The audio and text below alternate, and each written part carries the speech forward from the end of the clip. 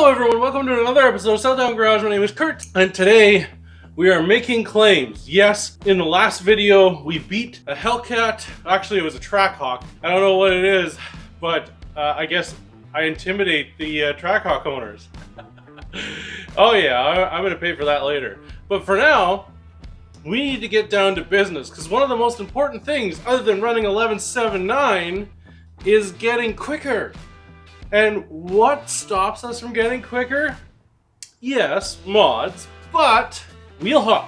Why is that?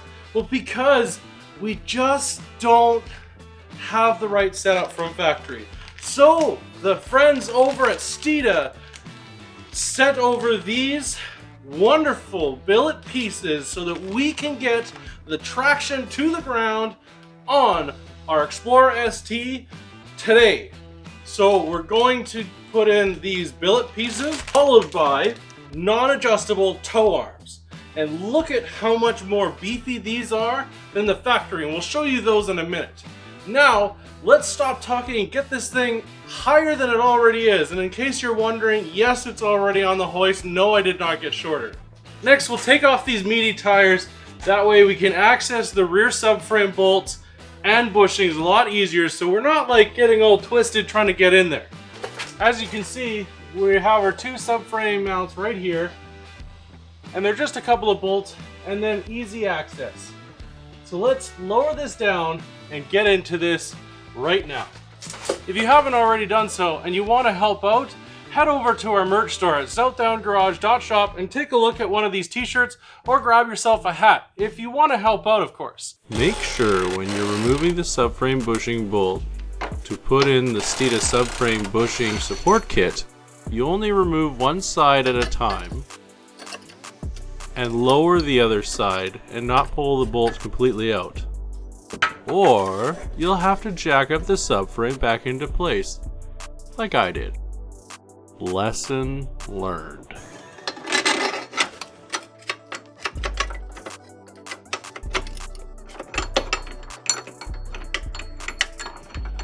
To remove the rear subframe bracket, first remove the 1 to 2 outer bolts, depending on your subframe, that hold the bracket in place.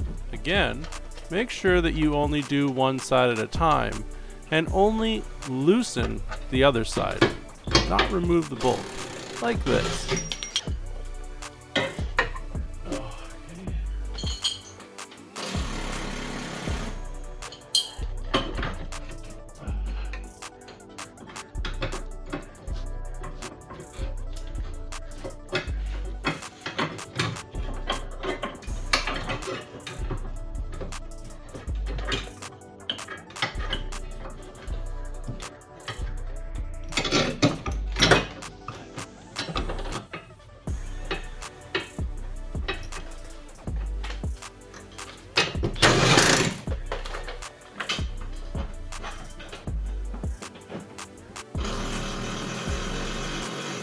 Now that the subframe bushings are done, we can turn our attention to the factory tow arms.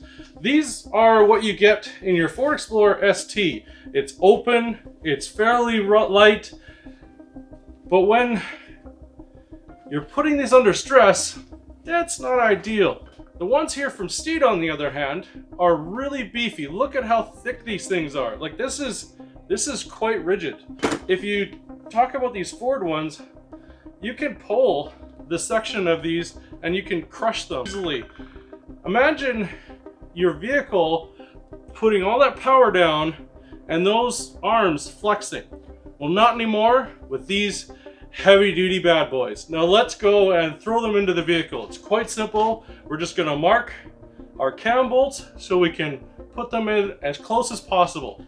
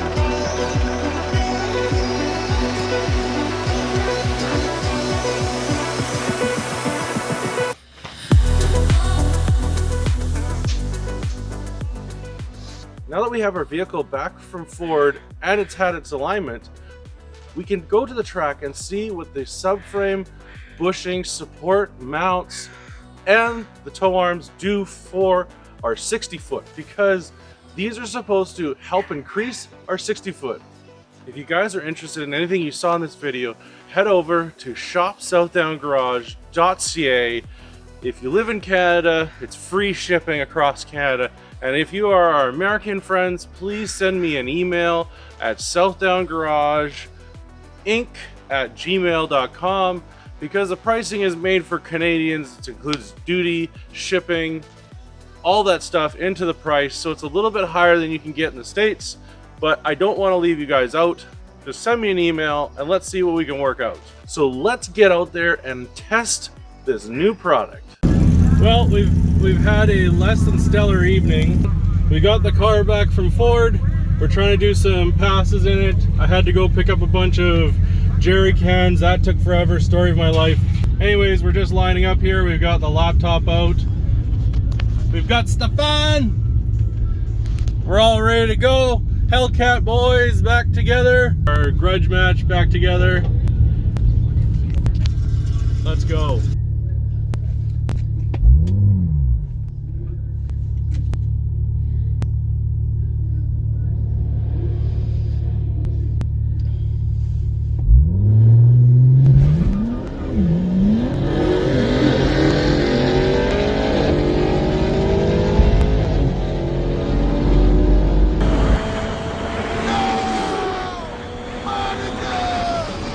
We had a greasy track and we had a very frustrating evening. We had quite a few engine failures of other vehicles spilling their guts out on the track. All we were able to do was spin the tires off the one run that we were able to do all night. So unfortunately, that was not the data that we're looking for. And we're gonna have to go again to see what this thing is able to do. However, I'm going to make some small changes for the next event, and you'll have to wait till the next video to see. Have a wonderful day, take care, see you on the next episode of South Down Garage. Bye for now.